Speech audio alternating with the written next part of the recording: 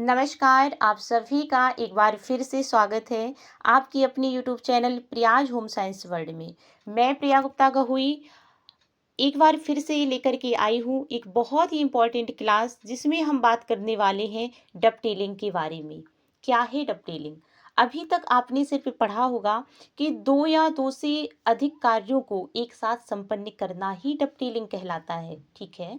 लेकिन आज हम जानेंगे कि इसके अन्य नाम क्या हैं, इसके उद्देश्य क्या हैं और साथ ही साथ इसके लाभ क्या हैं। इन सभी चीज़ों के बारे में आज हम चर्चा करने वाले हैं और हम ये बात करेंगे एमसीक्यू क्वेश्चन के माध्यम से, ठीक है। और जैसा कि आपको पता है कि जो डबटेलिंग टॉपिक है होम मैनेजमेंट का एक बहुत ही इम्पॉर्टेंट टॉपिक है, ठीक है। आप मेरी बात को ध्यान से 1 मिनट सुनिएगा कि डबटेलिंग क्या है। जब कोई गृहिणी दो या दो से अधिक कार्यों को एक साथ संपन्न करती है तो उसे हम क्या कहते हैं? डबटेलिंग के नाम से जानते हैं, ठीक है। जैसे कि कोई स्त्री है, प्रेस कर रही है, साथ ही साथ बच्चे का होमवर्क भी करा रही है, क्या है? डबटेलिंग है। वो चाय बना रही है, नाश्ता लगा रही है, डबटेलिंग है। वॉशिंग मशीन में कपड़े डाल दिए, झाड़ू पोछा कर रही है, क्या है? डबटेलिंग है। बहुत सारे ऐसे एग्जाम्पल हैं डबटेलिंग की, ठीक है। टीवी देख रही है, वो सब्जी काट रही है, क्या है? डबटेलिंग है, ठीक है। तो उम्मीद है बात समझ में आ रही होगी, इतनी बात समझ में आ रही होगी आपको कि डबटेलिंग क्या है। अब आते हैं हम अपने टॉपिक में। ये देखिए, आप देख पा रहे होंगे, ठीक है, कि डबटेलिंग क्या है। तो एक ही समय में दो या दो से अधिक कार्यों को संपन्न करना, इस प्रकार से संपन्न करना कि समय और ऊर्जा की बचत हो, उसे हम क्या कहते हैं? डबटेलिंग के नाम से जानते हैं, ठीक है। और इसके अन्य नाम क्या है? तो कार्य का समायोजन भी हम इसे कहते हैं और इसे हम समवर्ती कार्य के नाम से भी जानते हैं, ठीक है। ओके, बात समझ में आ रही है? इसे हम क्या कहते हैं? तो कार्य का समायोजन भी कहते हैं और इसे हम समवर्ती कार्य के नाम से भी जानते हैं, ठीक है। आइए अब अपने फर्स्ट क्वेश्चन में हम आते हैं। क्या कह रहा है हमारा क्वेश्चन कि डबटेलिंग का मुख्य उद्देश्य क्या है? क्या धन की बचत करना है, समय और ऊर्जा की बचत करना है, कार्य में विलंब करना है, अकेले कार्य करना है? बताइए इसका सही आंसर क्या हो जाएगा? इसका सही आंसर होगा कि समय और ऊर्जा की बचत करना ही क्या है? डबटेलिंग का उद्देश्य होता है, ठीक है। आप मेरी बात को ध्यान से सुनिएगा कि समय और ऊर्जा दो ऐसे संसाधन हैं कि अगर आप समय को बचाना चाहेंगे तो ऊर्जा अपने आप बच जाएगी, अगर आप ऊर्जा को बचाना चाहेंगे तो समय अपने आप बच जाएगा, ठीक है। जैसे आप मिक्सी का प्रयोग कर रहे हैं कि समय बचाने के लिए, आपके पास समय कम है और आपको जल्दी खाना तैयार करना है और आप सोच रहे हैं कि मैं सिल में मसाला ना पीस करके मैं मिक्सी में मसाला पीस लूँ। जहाँ सिल में पीसने पर आपको 10 से 15 मिनट का समय लगेगा, वहाँ पर अगर आप मिक्सी में पीसते हैं तो आपको 1 मिनट 2 मिनट का ही समय लगेगा, ठीक है। तो अगर मिक्सी में मसाला पीस रहे हैं, आपका समय बच रहा है तो ऊर्जा भी तो बच रही है। अगर आप ऊर्जा बचाने के पर्पज से आप कर रहे हैं मिक्सी का प्रयोग तो आपका समय भी बच जा रहा है। तो समय और शक्ति दो ऐसे संसाधन हैं कि अगर आप समय बचाना चाहेंगे तो शक्ति अपने आप बच जाएगी, अगर आप शक्ति बचाना चाहेंगे तो समय अपने आप बच जाएगा। उम्मीद है बात समझ में आ रही है, ठीक है। तो डबटेलिंग का मुख्य उद्देश्य क्या है? समय और ऊर्जा की बचत करना होता है। जब आप दो कार्यों को एक साथ करेंगे, आप सब्जी भी आप बना रहे हैं, आपने एक साइड सब्जी रख दी गैस में और एक साइड आप क्या कर रहे हैं? रोटी सेक रहे हैं। तो जब दोनों कार्य एक साथ हो रहे हैं तो समय बच रहा है कि नहीं बच रहा? बताइए, ठीक है। ओके, तो सही आंसर क्या है? ऑप्शन बी इसका सही आंसर हो जाएगा। आइए अपने अब सेकेंड क्वेश्चन में हम आते हैं। क्वेश्चन क्या कह रहा है कि डबटेलिंग का अर्थ क्या है? क्या एक ही कार्य एक बार में करना है? क्या एक समय में एक कार्य करना है? दो कार्यों को करना है? क्या एक साथ दो या दो से अधिक कार्यों को करना है? बताइए इसका सही आंसर क्या हो जाएगा? अभी मैंने बताया था। इसका सही आंसर क्या होगा कि एक साथ दो या दो से अधिक कार्यों को एक साथ करना ही डबटेलिंग कहलाता है, ठीक है। एक साथ दो या दो से अधिक कार्यों को करना ही डबटेलिंग कहलाता है। क्वेश्चन हमारा थर्ड है कि निम्नलिखित में से कौन सा डबटेलिंग का उदाहरण है? क्या चाय बनाते समय मोबाइल चार्ज करना, क्या ये डबटेलिंग का उदाहरण है? रसोई में खाना बनाते समय बर्तन धोना, क्या ये डबटेलिंग का उदाहरण है? या ऑफिस जाकर के काम करना, क्या ये डबटेलिंग का उदाहरण है? या टीवी देखकर सो जाना, क्या ये है? बताइए क्या होगा इसका सही आंसर? तो इसका सही आंसर ऑप्शन बी इसका सही आंसर हो जाएगा। ठीक है, ऑप्शन बी इसका सही आंसर हो जाएगा कि रसोई में खाना बनाते समय आप क्या कर रहे हैं? बर्तन धो रहे हैं। आपने सब्जी रख दी बनने के लिए एक साइड, और क्या है, अब आप बर्तन धुल रहे हैं। क्या दो कार्य कर रहे हैं ना आप? ठीक है, तो ऑप्शन बी इसका सही आंसर हो जाएगा। अगला क्वेश्चन है हमारा कि डवटेलिंग किस क्षेत्र में उपयोगी है? केवल रसोई में उपयोगी है, केवल कार्यालय में उपयोगी है, केवल फैशन डिजाइन में उपयोगी है, या सभी क्षेत्रों में ये उपयोगी है? बताइए सही आंसर क्या होगा इसका, सभी लोग बताइए। तो डबटेलिंग तकनीकी किस क्षेत्र में उपयोगी है? तो ये सभी क्षेत्रों में उपयोगी है। ऐसा नहीं है कि डबटेलिंग का उपयोग या डबटेलिंग का लाभ सिर्फ एक गृहिणी के लिए ही है, नहीं, सभी लोगों के लिए, चाहे वो रसोई में हो या आप ऑफिस में हो या आप फैशन डिजाइन के क्षेत्र में हो, हर क्षेत्र में आप क्या है, डबटेलिंग का प्रयोग करते हैं। ठीक है, ऑप्शन डी इसका सही आंसर हो जाएगा। आइए अगले क्वेश्चन में, क्वेश्चन नंबर 5 है हमारा कि डबटेलिंग को हिंदी में क्या कहते हैं? बताइए डबटेलिंग को हिंदी में क्या कहते हैं? क्या उसको हम संक्षेपण कहेंगे, एक रूपता कहते हैं, कार्य का समायोजन कहते हैं, या योजना निर्माण कहते हैं? क्या कहते हैं बताइए। डबटेलिंग को हम किस नाम से जानते हैं? तो हम इसे कार्य का समायोजन कहते हैं। क्या कहते हैं? कार्य का समायोजन कहते हैं। और साथ ही साथ हम इसे एक नाम से और जानते हैं, किस नाम से? समवर्ती कार्य के नाम से। ठीक है, समवर्ती कार्य के नाम से भी हम इसे जानते हैं, दो नामों से जानते हैं, कार्य का समायोजन भी कहते हैं और समवर्ती कार्य के नाम से भी हम इसे जानते हैं। ठीक है, ऑप्शन सी इसका सही आंसर हो जाएगा। क्वेश्चन हमारा 6 है कि किस प्रकार की योजना में सहायक है? क्या डबटेलिंग, ठीक है, डबटेलिंग किस प्रकार की योजना में सहायक है? क्या दीर्घकालिक योजना में सहायक है, क्या तात्कालिक योजना में सहायक है, क्या दिनचर्या में सहायक है, या एक कार्य योजना में सहायक है? इसका सही आंसर क्या हो जाएगा? आप सभी लोग बताइए सही आंसर क्या होगा इसका। डबटेलिंग किस प्रकार की योजना में सहायक है? तो ये कार्य योजना में सहायक है। किस में सहायक है? कार्य योजना में सहायक है। ठीक है, उम्मीद है बात समझ में आ रही होगी आपको। ठीक है,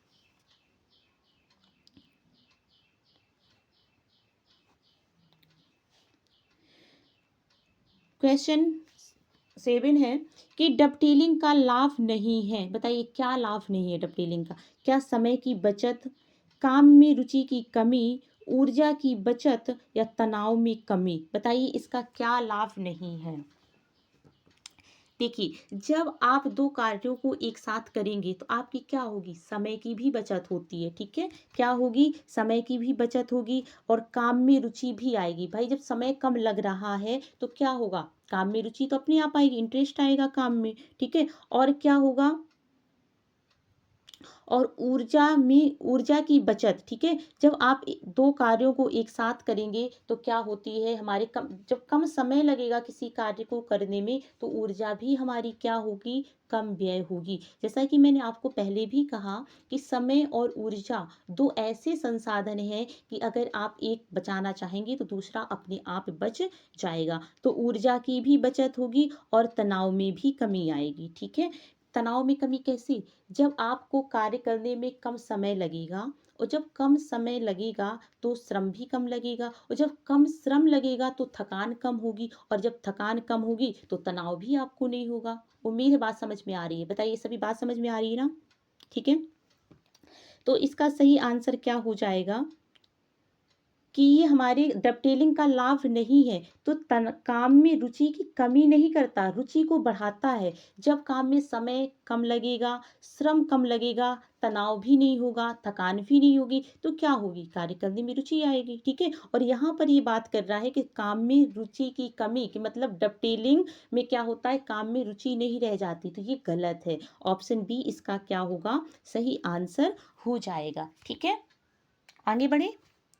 आइए आगे आते हैं हम अपने क्वेश्चन अगले में।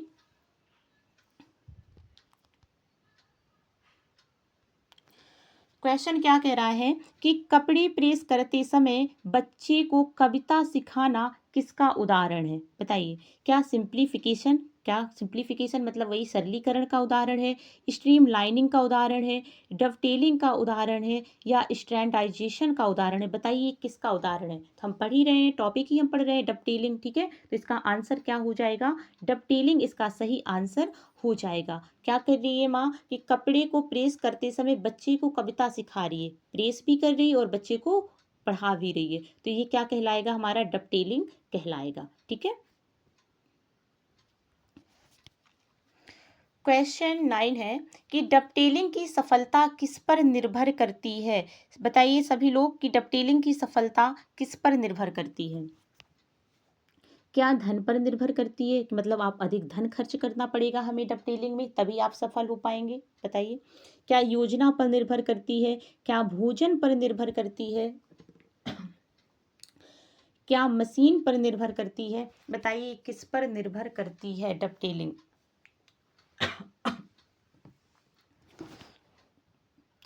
इसका सही आंसर क्या हो जाएगा, ये किस पर निर्भर करती है, आपकी योजना पर ये निर्भर करती है। डबटेलिंग किस पर निर्भर करेगी, तो आपकी योजना पर निर्भर करती है। ठीक है, क्वेश्चन 10 है कि निम्न में से कौन सा कार्य डबटेलिंग नहीं है, बताइए कौन सा कार्य डबटेलिंग नहीं है। क्या खाना बनाते समय बर्तन धोना, झाड़ू लगाते समय गाना सुनना,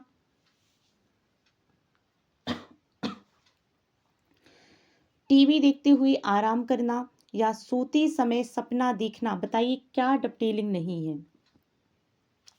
देखिए, खाना बनाते समय अगर आप बर्तन धो रहे हैं ये डबटेलिंग है, झाड़ू लगाते समय गाना सुन रहे हैं ये भी डबटेलिंग ही है, टीवी देखते हुए आराम कर रहे हैं ये भी डबटेलिंग है, लेकिन सबसे अगर हम बात करें, सबसे जो इसका ऑप्शन जो क्वेश्चन के अकॉर्डिंग जाएगा, सोते समय सपना देखना, ये कोई डबटेलिंग नहीं है, तो इसका सही आंसर क्या है, सोते समय सपना देखना, ये डबटेलिंग का उदाहरण नहीं है। ठीक है,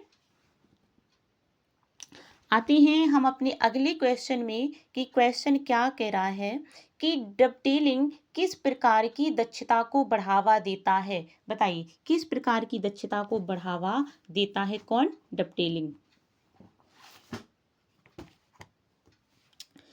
क्या वित्तीय दक्षता को, धन संबंधी, क्या मानसिक दक्षता को, क्या कार्य की दक्षता को, या व्यापार की दक्षता को, बताइए इसका सही आंसर क्या हो जाएगा कि डबटेलिंग किस प्रकार की दक्षता को बढ़ावा देता है। तो ये कार्य की दक्षता को बढ़ावा देता है, क्यों, क्योंकि कार्य में समय और शक्ति दोनों की बचत हो रही है और कार्य करने में रुचि उत्पन्न हो रही है, और जब कार्य करने में रुचि उत्पन्न होगी तो हमारी क्या होगी, कार्य दक्षता बढ़ेगी। ठीक है, बात समझ में आ रही है ना, उम्मीद है बात समझ में आ रही होगी। ऑप्शन सी इसका सही आंसर हो जाएगा। अगली क्वेश्चन की अगर हम बात करें कि डबटेलिंग की योजना बनाते समय क्या ध्यान रखना चाहिए, बताइए आप क्या ध्यान रखेंगे, अगर आप डबटेलिंग की योजना बना रहे हैं तो आप क्या ध्यान रखेंगे, क्या कार्यों की समानता का ध्यान रखेंगे, या कार्यों की आवश्यकता का ध्यान रखेंगे, कि कौन सा कार्य हमें पहले करना है, कौन सा कार्य हमारे लिए ज़्यादा आवश्यक है, क्या बताइए आप किसका ध्यान रखेंगे, तो आप बोलेंगे कि हम दोनों का ध्यान रखेंगे। ठीक है, क्या आप बोलेंगे हम दोनों का ध्यान रखेंगे, तो ऑप्शन सी इसका सही आंसर हो जाएगा। हमें कार्य की समानता का भी ध्यान रखना है, कार्य की आवश्यकता का भी ध्यान रखना है। ठीक है, तो ऑप्शन सी इसका क्या होगा, सही आंसर हो जाएगा। आइए अगले क्वेश्चन में कि डबटेलिंग तकनीकी का सबसे बड़ा लाभ किसे होता है, बताइए किसे होता है डबटेलिंग तकनीकी का सबसे बड़ा लाभ, क्या पुरुषों को, क्या बच्चों को, क्या गृहिणियों को, क्या बुजुर्गों को? तो इसका सबसे बड़ा लाभ क्या किसको होता है? गृहिणियों को होता है। भाई हम होम मैनेजमेंट पढ़ रहे हैं और ये होम मैनेजमेंट का एक बहुत इंपॉर्टेंट टॉपिक भी है, ठीक है। तो हम बात गृहिणी की ही करेंगे अपने होम साइंस में। तो इसका जो सबसे ज़्यादा लाभ होता है वो गृहिणी के लिए होता है, ठीक है। आइए अगले क्वेश्चन में कि डबटेलिंग का प्रयोग कब नहीं करना चाहिए? बताइए, डबटेलिंग का उपयोग कब नहीं करना चाहिए? जब कार्यों में ध्यान चाहिए तब नहीं करना चाहिए, या जब काम आसान हो, जब समय अधिक हो, जब ऊर्जा अधिक हो? बताइए कब आप डबटेलिंग का प्रयोग नहीं करेंगे, ठीक है। देखिए जब काम आसान होगा तो हम कर सकते, इजी काम है, कोई उसमें काम को बिगड़ने की, कोई त्रुटि आने की आवश्यकता ही नहीं है, ठीक है। तो हम जब काम आसान होगा तो हम 2 कार्य 3 कार्य एक साथ हम कर सकते हैं। लेकिन जब समय अधिक होगा तब भी हम कर सकते हैं, जब ऊर्जा अधिक होगी तब भी हम कर सकते हैं। लेकिन जब हमें किसी भी कार्य में अधिक ध्यान की आवश्यकता होती है तब हम 2 कार्यों को एक साथ नहीं कर सकते। आपने देखा है क्या हम पढ़ाई करते एक समय कभी 2 या 3 कार्य एक साथ करते हैं? क्या हम पढ़ाई भी करते जा रहे हैं और साथ में हम सब्जी भी हम बनाते जाएं? बताइए, क्या काटते जाएं?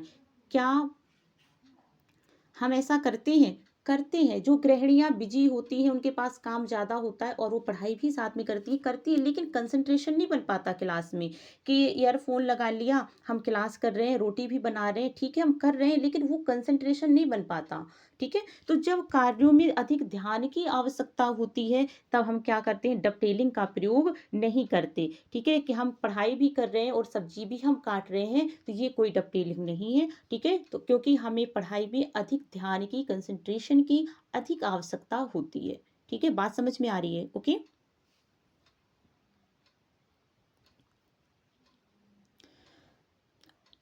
क्वेश्चन क्या है कि डबटेलिंग में कौन सा कौशल महत्वपूर्ण है? क्या गणित महत्वपूर्ण है, क्या संगीत महत्वपूर्ण है, क्या समय प्रबंधन महत्वपूर्ण है, या फिर हमारा कला महत्वपूर्ण है? बताइए सही आंसर क्या हो जाएगा? तो आप बोलेंगे कि समय प्रबंधन सबसे ज्यादा महत्वपूर्ण है, ठीक है। क्या है? समय प्रबंधन क्या है? सबसे ज्यादा महत्वपूर्ण है।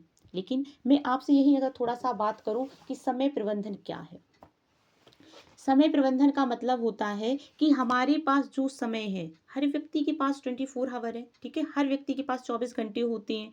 किसी के पास ऐसा नहीं है कि किसी के पास ज़्यादा है, किसी के पास कम है। हमारे पास 24 घंटे हैं। इसी 24 घंटे में हमें अपने सारे कार्य करने हैं, ठीक है। तो हमारे पास जो भी समय उपलब्ध है उसी समय का हमें कुशलतापूर्वक उपयोग करते हुए अपनी आवश्यकताओं की, अपने उद्देश्यों की प्राप्ति करना ही क्या कहलाता है? समय प्रबंधन कहलाता है। लेकिन अगर मैं बहुत ही सरल शब्दों में आपको बताना चाहूँ कि समय प्रबंधन क्या है, ठीक है, तो समय का सर्वोत्तम उपयोग ही समय प्रबंधन कहलाता है। उम्मीद है बात समझ में आ रही है, ठीक है, कि समय का सर्वोत्तम उपयोग ही समय प्रबंधन कहलाता है, ठीक है। ओके। इसका सही आंसर क्या हो जाएगा? ऑप्शन सी इसका सही आंसर हो जाएगा। आइए क्वेश्चन अगले में हम आते हैं कि डबटेलिंग किस सिद्धांत पर आधारित है? बताइए डबटेलिंग किस सिद्धांत पर आधारित है? क्या कार्यों को टालने का मतलब कार्य ज्यादा है उसे इनमुलेट कर दो, ठीक है, उसे कार्य को हटा दो, क्या उस पर ही आधारित है? कार्यों को स्थगित कर देना, कार्य को मतलब रोक देना, क्या इस पर आधारित है? कार्यों के सामंजस्य का, और क्या कार्यों को कम करने का? बताइए किसका ये किस सिद्धांत पर आधारित है डबटेलिंग, ठीक है। आप बताएंगे कि कार्यों के सामंजस्य का। हमने इसके अन्य नाम जाने थे ना कि क्या थे इसके अन्य नाम? तो एक तो कार्य का समायोजन करना था और दूसरा क्या था? समवर्ती कार्य था, ठीक है। तो समायोजन की बात करें या सामंजस्य की बात करें, बात एक ही है, ठीक है। तो कार्यों का समायोजन करने के सिद्धांत पर ये आधारित था, ठीक है।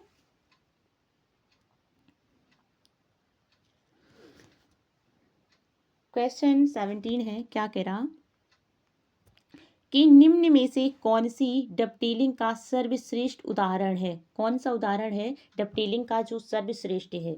क्या खाना बनाते समय टीवी देखना, क्या चलती ट्रेन में सोना, सब्जी काटते समय रेडियो सुनना, क्या मोबाइल चार्ज करना? बताइए डबटेलिंग का कौन सा इसका सर्वश्रेष्ठ उदाहरण हो जाएगा? ध्यान दीजिएगा, सर्वश्रेष्ठ की बात की है उसने, ठीक है।